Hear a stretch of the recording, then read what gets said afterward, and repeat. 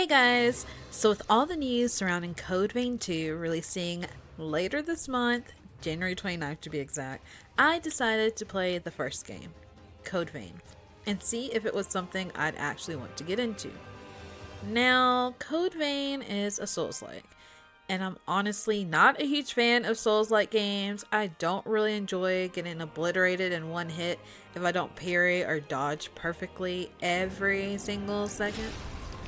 But at the same time, these type of games always have me curious because so many have cool character designs or awesome weapons and abilities and unique stories. That's exactly my type of game. So, I decided to give Code Vein a chance, and I'm actually really glad I did. I stuck with it, I beat it, which is rare for me when it comes to these type of games, and it ended up becoming one of my favorite Souls-like games I've played so far. In this video, I'm going to be talking about what I liked, what I didn't like, my favorite systems, builds, moments, and why I'm looking forward to Code Vein 2. Creating my character is my absolute favorite part of any game I play, and for my character creation lovers, Code Vein did not disappoint. They actually give you pretty cool templates to use. I was looking through these and thought I could just choose one of these and be completely satisfied with how it looks. But of course, I wanted to do a little customization. What really stood out to me with the character customization and Code Vein is just the sheer amount of variety. There are so many different options when it comes to the categories. A very good variety of skin tones, hairstyles, and facial features. Even the eyelashes were pretty cool. You can add scars, makeup, face paint, and accessories. And with all of that comes a wide range of color choices too. So overall, the variety is amazing. Another feature Code Vein allows you to do is layer accessories, and I freaking love doing this, especially to the base of the hair. You can add different bangs, different buns, and ponytails. You can really make your character look pretty edgy depending on how you layer it. I'm really glad that they gave us this option. So what's also amazing is you are not locked into your appearance. You can actually visit the mirror at home base and adjust your appearance whenever you want to. And of course, I did visit the mirror a couple of times, and I love going to my white Storm from X-Men look. I don't know. I just always gravitate towards this look, and it looks pretty cool. So the only con that I have with character customization is the outfits. Only because there's just not a lot of choices when it comes to the outfits. But the options that they do provide, you have the ability to remove certain items if you want to. You can also change the color and patterns. So it's good that you have a little bit of freedom with customizing the outfits, but the overall choices are kinda lacking. But that is pretty much it for the cons when it comes to character customization. I really had fun creating my character, and once I was finally satisfied, I got thrown into the game. And the game did not disappoint.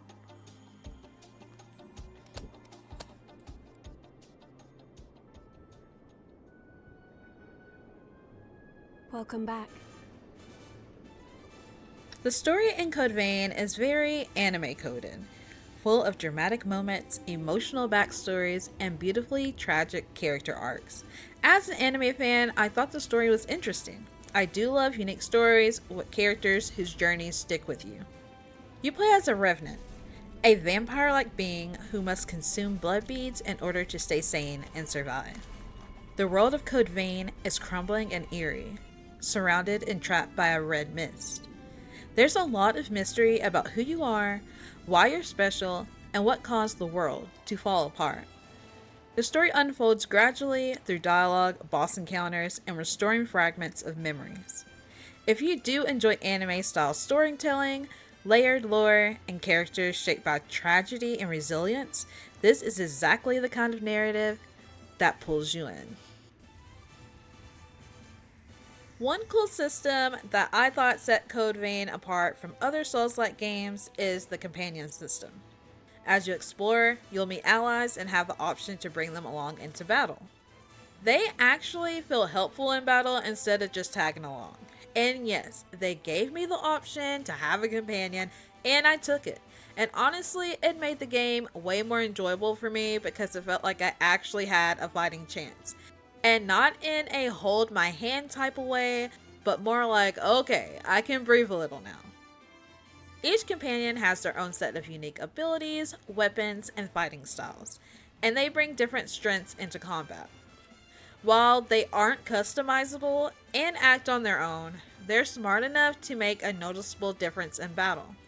They can draw aggro, revive you when you go down, heal at clutch moments, and honestly save runs that might have been over otherwise. You can also talk to them at home base, give them gifts, and trade for weapons and materials. And if you're one of those Souls players who lives for the pain, don't worry, you can absolutely go solo. The game even lets you turn companions off completely if that's the experience you want. But let me be clear, even with the companion, this is still a Souls-like game. Enemies hit hard, bosses punish mistakes, and companions can go down.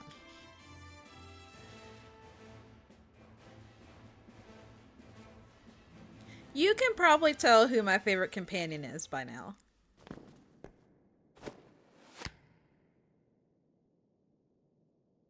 Yakumo Shinonome. I'll be looking forward to seeing you in action. Yakumo is my go-to companion. I've played with him about 80% of the game. He's tanky, he's reliable, and basically Mr. Cleanup Crew, and he gives me compliments even when I don't do anything. You're a godsend. Early in the game, when I was still trying to figure things out, I was struggling with one of the earlier bosses, Poison. I was low on resources, nothing to heal me, 81 life points, and I switched to Yakumo. He came and saved the day, and he has been my bro ever since. You will me for this. Okay, so the biggest thing I loved about Code Vein is how flexible the build system is. Unlike a lot of Souls-like games where you pick a class and you're basically locked into it, or you need rare resources just to respec, Code Vein really encourages you to experiment. You're constantly switching between blood codes, trying new abilities, and seeing what works for your playstyle. Blood codes are essentially your class system, and they are designed to be swapped freely instead of locking you into one playstyle. What really sold me is that once you master certain abilities, you can use them across different blood codes. You can mix and match skills from different codes and really create your own build. My absolute favorite blood code is the Queenslayer. It's super well balanced, it gave me solid survivability while still letting me deal good damage. I also really like the Queen blood code. It specialized in gifts and ices, which leaned more into ranged combat. Each feeling genuinely different, and switching between them never really felt like a downgrade, just a different approach. My playstyle is very dodge roll oriented. I leaned heavily into mobility, quick reactions, and magic rather than tanking hits. I preferred normal to quick weapons, anything that let me stay fast and aggressive without feeling sluggish.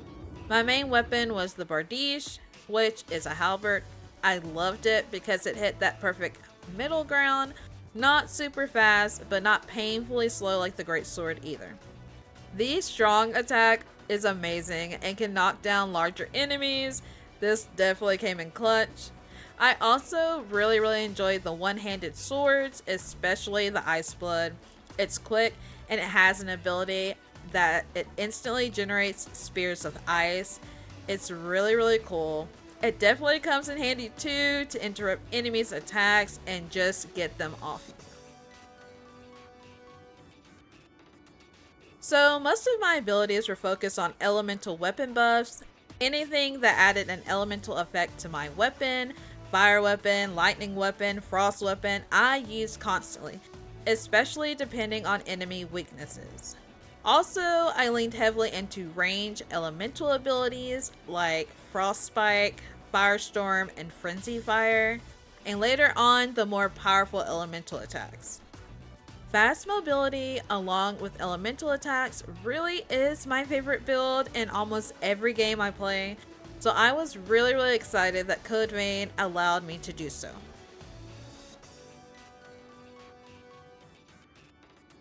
So there are weapon specific attacks as well. For the halberd, I always use Phantom Assault. This is my go-to move. As you can see, you can clear an area pretty quick with this move as well. You just have to manage your Ichor well, which is your MP. But it can help down the toughest enemies, especially when you imbue your weapon with the element Chef's Kiss, my all-time favorite go-to move.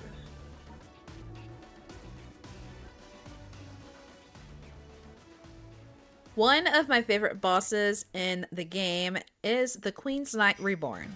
And this is a perfect example of another life-saving ability, Cleansing Light.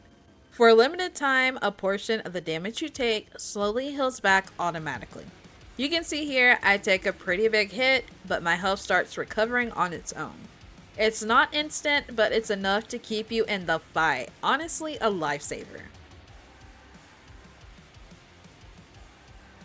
On the flip side, one of my least favorite boss fights is the Cannoneer and Blade Bearer. This fight is tricky because you're dealing with two enemies at once. The Cannoneer is fire based and the Blade Bearer is frost based, and this is where my build really got tested. I had to constantly switch between elemental weapon buffs and attacks to match their weaknesses, and definitely be more mindful of my own resistances and defenses. This battle was definitely one of the more difficult ones. It wasn't my favorite fight, but it's a good showcase of how flexible builds are, especially my preferred mobility and elemental build for different enemies and situations. Let's get into some of the cons I had about the game. One of the most frustrating mechanics, at least for me, has to be the parry and the back attack system. They look amazing.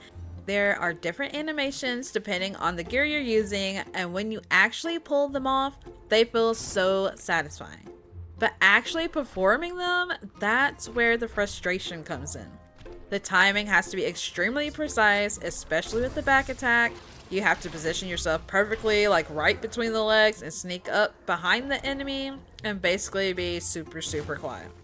So in this clip, you can see I managed to pull one of the back attacks off successfully, but then when I immediately go to the other enemy, I'm sneaking up, I'm going quietly, I'm positioning myself, and nope, it didn't work.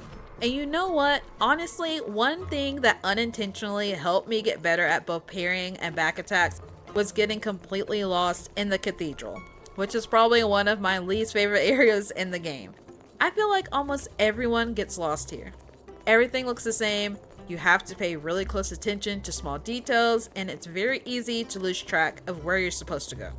I spent hours running around and fighting the same enemies over and over again and trying to figure it out, and you know what?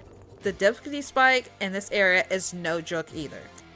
But because I was stuck here for so long, I actually started getting better at parrying and back attacks without even meaning to. As you can see, look at me. Yeah, that's what y'all get. So if you're having trouble parrying or performing back attacks, I promise you, once you spend hours in the cathedral, you will get better. Trust me, you will get better. So I have mixed feelings about restoring vestiges or memories. You can visit EO and repair fragments of lost memories, and by restoring these, you also unlock more abilities within different blood codes too. I like the idea behind it. I think the memories are pretty unique, the way they unfold. I think it's emotional, it adds depth to the characters, it fits the world really well, but the format started to get old for me. Being locked into a slow walk every single memory over and over again, I'm going to be honest, it kind of dragged after a while. I still appreciated what they were trying to do, I just wished it was handled a little bit differently, right? Like maybe be able to fast forward or skip the memories. Honestly, I didn't really want to skip at all. I just wanted the ability to speed it up because the slow walk, yeah, it got a little annoying after playing the game for so long with every single memory, and there's a lot of vestiges that you need to unlock too. So the ability just to speed through would be awesome. When it comes to areas and environments, you're able to teleport between different locations and revisit areas. As you can see, I went back and I 100%ed every zone. The overall theme of the story leans heavily into destruction, so there's a lot of rundown, ruined areas.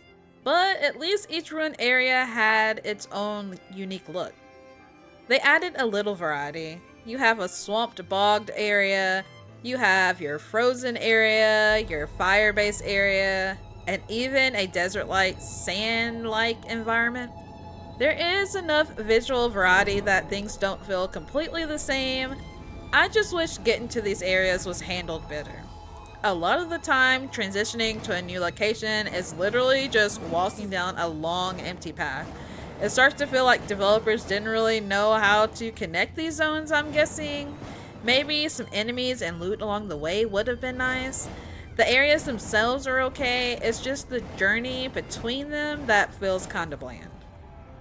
So the last con for me is the overall enemy variety. I actually did like most of the designs themselves of the enemies, but there just isn't a lot of variety. You're fighting the same enemies over and over again, just in different shades and colors. Especially this big guy, you see him everywhere, and it starts to feel more like enemy copying and recycling than new encounters. I guess the upside is that you do learn the general patterns, like with this guy, I just knock him down every single time I see him. So while it didn't ruin the experience for me, it definitely made things feel a little repetitive seeing the same enemy over and over. So there you have it, guys. Overall, I actually had fun playing Code Vein. I can't believe I found a Souls-like game that I actually really enjoyed. I think the battle system is amazing, and I think the companion system does a really good job catering to different players. Players like me who just want to enjoy what the game has to offer without throwing the controller. And those hardcore Souls-like players who just want to turn off companions and get the difficulty they desire, even though they'll probably throw their controller too. Code Vein 2 is coming up very soon, and also a character creator demo, and you know I will be spending hours creating my character, and I will get that video uploaded as well. I can't wait to see how the two games compare, and hopefully we'll see some improvements with the cons that I mentioned too. Thanks guys always for watching. It feels great to be back on YouTube. Please leave your thoughts in the comments. I love hearing what you guys think, and I will see you next time. Bye!